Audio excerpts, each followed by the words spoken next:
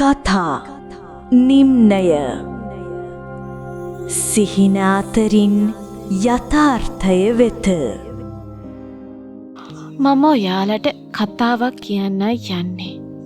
මේක නදීෂා සහ කමල්ගේ කතාව. මේ දෙන්න බැඳලා දැන් අවුරුදු 17ක්. ඔයාලා දන්නවද? විවාහ වෙලා කාලයක් යනකොට සමහර දේවල් අපිට නිකම්ම අමතක වෙලා යනවා. මම මේ කියන්නේ රැට පේන හීන ගැන නෙවෙයි. මම කියන්නේ ජීවිතේ අපි දකින හීන ගැන. අපි කවුද කියන එක තීරණය කරන ඒ හීන ගැන. මේක මවකගේ කැපවීමත් කාන්තාවකගේ පවුල සම්බන්ධව තියෙන ඒ අසීමිත කැපවීමටත් උපහාරයක් වේවි කියලා මම හිතනවා. නදීෂට උනේත් ඒකමයි. එයාට එයාගේ හීන අමතක වෙලා ගියා. ඒක එක පාරට මුණ දෙයක් නෙවෙයි. හරිම හිමින් කාටවත් නොදැනි වෙච්ච දෙයක්. නදීෂා කියන්නේ හරිම දක්ෂ ගෘහණියක්. එයාගේ දවස පටන් ගන්නේ පාන්දර 4ට. මුළු ගෙදරම නිදි. කොස්සියේ ලයිට් එක දාගත්තම එන ඒ පොඩි සද්ද හැරෙන්න මුළු පළාතම නිහඬයි. එදා අඟහරුවාදා දවසක්. නදීෂා සුපුරුදු විදිහටම උදේට උයනවා. එදා එයා හැදුවේ පොළොස් ඇඹුලක්. ඔයාලා දන්නවනේ නියම ගමේ රහට පොළොස් ඇඹුලක් හදන එක ලේසි නෑ කියලා. නදීෂා අලුත් පොළොස් ගෙඩියක් කපලා කෑලි හොදලා මැටි ඇතිලියට දැම්මා. ඊට පස්සේ එයා ගම්මිරිස්, කොරකා, කරපිංචා, රම්පේ අරගෙන හොඳට බැදපු තුනපා කුඩු ටිකක් එකතු කළා. ඒ සුවඳ මුළු කුස්සියම පිරෙනවා. ඊට පස්සේ මිටිකිරි දාලා හිමින් ගින්දර තියලා පැය ගාණක් ඉදෙන්න ඇරියා.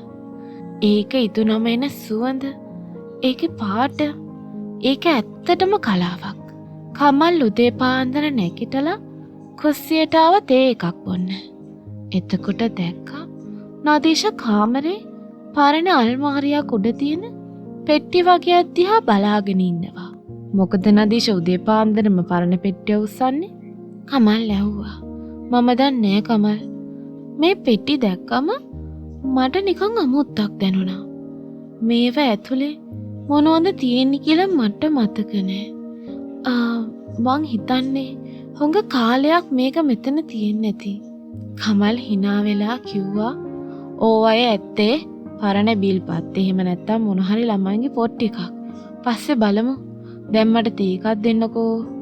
එදා රෑ කමල් වැඩ ඇරිලා මහන්සි වෙලා ඇවිත් නිදාගත්තට පස්සේ නදීෂා අර පෙට්ටිය බාගත්තා. දූවිලි පිය දාලා ඇරලා බැලුවා. ඇතුලේ තිබ්බේ පරණ චිත්‍රපොත්, පැන්සලෙන් ඇඳපු රූප, දියසායම් වලින් ඇඳපු ලස්සන වෙල්ලේ ආයවල්, පන්සල්, අරලිය ගස්. මේ නදීෂාගේ චිත්‍ර පොත් ටික අස්සේ තිබිලා පරණ ලියුමක් හම්බුණා. සෞන්දර්ය කලා විශ්වවිද්‍යාලය. එයා තීරලා තිබුණ ලියුම. ඒ මීට අවුරුදු 18කට කලින්, කමල්ල බඳින්න අවුරුද්දකට කලින්. ඒත් එයා එදා කැම්පස් එකට ගියේ නෑ. පහුවදා රෑ කෑම මේසෙදි නදීෂා මෙහි ගැන කමල්ගෙන් ඇහුවා. "කමල්, ඔයා දන්නවද මම ඉස්සර කැම්පස් සිලෙක්ට් වුණා කියලා? ඒ චිත්‍රාංශයෙන්." කමල් කෑම කන ගමම්ම ටීවී එකේ යන මැච් එක දිහා බලාගෙන හිටියේ. ඇත්තද? මං හිතුවේ නිකන් ආසාවට ඇඳ කියලා විතරයි. ඔයා මට කලින් කියලා නෑනේ." "මම කියන්නේ ගියේ නෑ කමල්. අපි බඳින්න තීරණය කරපු නිසා මම ඒක අතෑරියා. ඉතින් ඒක හොඳයිනේ. බලන්න, අපේ ජීවිතේ අපිට ගෙයක් තියෙනවා, වාහනයක් තියෙනවා, දරුවෝ හොඳ ඉස්කෝලවලට යනවා. ඔයාට කිසි අඩුවක් නෑනේ. නිකම් පරණ දේවල් හිතා දුක් වෙන්න එපා." නදීෂා නිහඬ වුණා. කමල් කියන දේ හරි වගේ. ඒත් එයාගේ හිත ඇතුලේ ලොකු හිස්තැනක් දැනෙන්න ගත්තා. සතිය අන්තේ නදීෂාගේ වැඩ රජකාරි වල ඉවරයක් නෑ. උදේට කෑම හදන්න ඕනේ, දවල්ට රයිස් ඇන් කරි ආයෙ රෙදි හොදන්න ඕනේ, වත්තතු ගන්න ඕනේ, දරුවන්ගේ ටියුෂන් පන්ති ගැන බලන්න ඕනේ, දරුවන්ගේ හෝම්වර්ක් කරන්න ඕනේ. ඒත් මේ හැම වැඩක් අස්සෙම එයා හැමදාම හවසට හදනවා මාළු ඇඹුල් දියල්. ඒත් එක්කම හොඳ පරිප්පු හොද්දා. මැටි හට්ටියට කොරක ගම්බිරිස් දාලා බලමාළු කෑලි ටික පදමට තැම්බෙනකොට එන සුවඳට කමල් හොඟක් ආසයි කියලා නදීෂ දන්නවා. නදීෂ උයන්නේ කමල් ආස දේවල්, දරුවෝ ආස දේවල්. නදීෂ ආස මොනවටද? එයාට ඒක අමතක වෙලා දරුවන්ගේ කමල්ගේ ආසාව තමයි හැමදාමත් නදීෂගේ ආසාව වුණේ. මේ සිදුවීමෙන් දෙතරායම් පටන් ගත්තේ එයාලගේ 17 වන ඇනිවර්සරි එක දවසේ. කමල් රෑ කෑමට ලොකු හෝටලයකින් බුෆේ එකක් බුක් කරලා තිබ්බා. කෑම බෙදාගන්න ගියාම කමල් නදීෂාගේ පිඟානටත් බෙදුවා. ඔන්න මං ඔයාට ෆ්‍රයිඩ් රයිස් බෙදුවා. චිකන් ඩෙවල් ටිකකුත් තිබ්බා. ඔයා ආසයිනේ. එතකොටයි නදීෂට මතක් වුණේ එයා තෙල් කෑම වලට ආසෙ නෑ. එයා ඉස්සර ආස කළේ නැහැ එළවලු බත්වලට. එයා චිකන් කන්න ගත්තෙත් කමල් ආස නිසා. නදීෂගේ අතින් හැන්ද බිම වැටුණා. මම ආස නැහැ කමල්. නදීෂ හැමීට කිව්වා. මොකක්? මම ෆ්‍රයිඩ් රයිස් වලට ආස නැහැ. මම තෙල් කෑම වලට ආස නැහැ. මම ආස චිත්‍ර අඳින්න. මට අපහු පන්ති යන්න ඕනේ. කමල් පුදුම වෙලා බැලුවා. දැන් මේ වයසේදී ළමයි ලොකු වෙලා දැන් මොන පන්තිද නදීෂා? පිස්සු නැතුව කෑම කන්න. ඒ වෙලාවේ නදීෂාගේ ඇස්වල කඳුළු පිරුණා. මට අවුරුදු 41යි කමල්. මම මැරිලා නැහැ.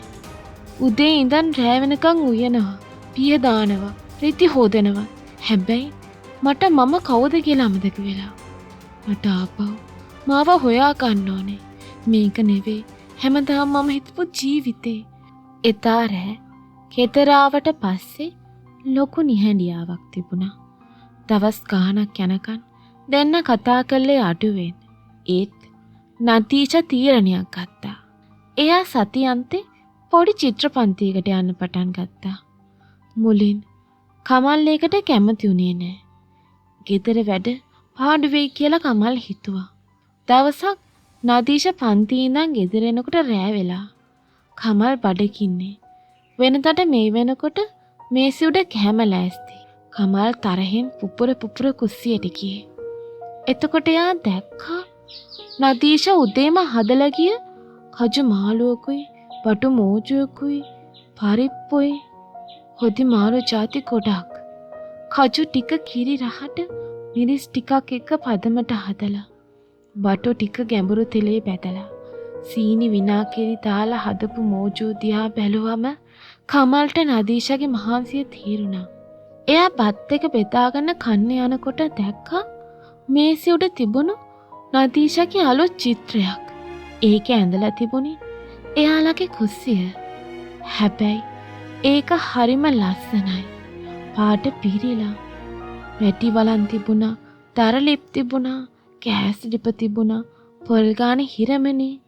නදීෂගේ ඇස්වලින් ඒක කොච්චර ලස්සනට පේනවද කියලා කමල්ට එදා හිතුණා. ටික කාලයක් යද්දී කමල් ටික ටික වෙනස් වෙන්න පටන් ගත්තා. එක දවසක් ඉරිදා හවසක කමල් නදීෂට තේ එකක් හදාගෙන ආවා. ඔයාට අද මහන්සියිනේ. මම තේ හැදුවා. සීනි චුට්ටයි දැම්මේ. බලන්න. නදීෂ පුදුම වුණා. අවුරුදු 17කට පස්සේ කමල් එයාට තේ එකක් හැදුවේ. නදීෂා කමල් කිව්වා. මට සමා වෙන්න.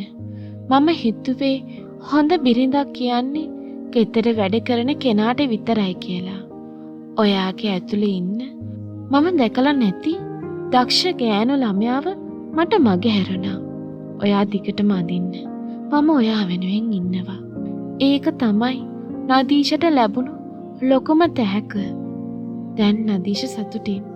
එයා තාම ගෙදර වැඩ කරනවා. තාම රසට උයනවා. හැබැයි දැන් එයා උයන්නේ එයාට ඕනේ විදියට. එයා කැමති කෑමත් එක්ක.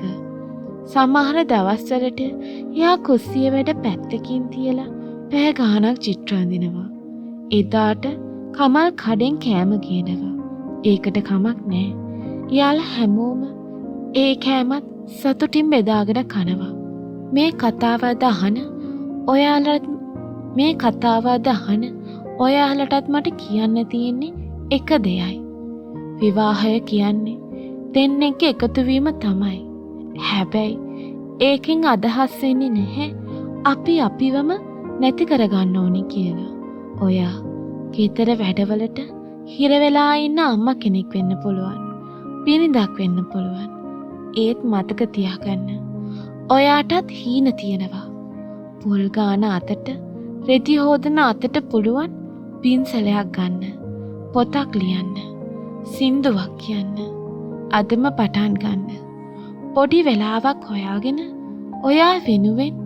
ඔයාම වෙනුවෙන් ඒ පොඩි වෙලාවේ ඔයාවම හොයාගන්න. මොකද ඔයා සතුටින් ඉන්නකොට තමයි මුළු ගෙදරම ලස්සන වෙන්නේ. හැමෝටම සුබ දවසක්.